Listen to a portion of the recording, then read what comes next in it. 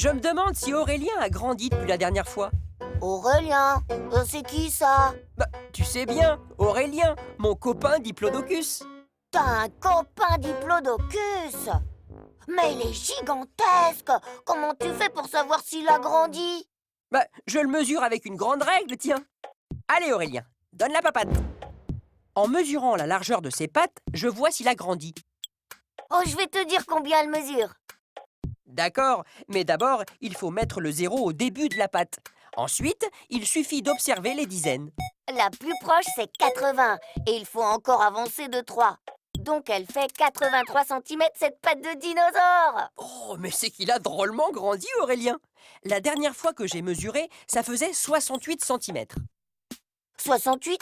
C'est où sur la droite graduée? Oh, c'est pas loin de 70. Et on recule de 2. C'est là!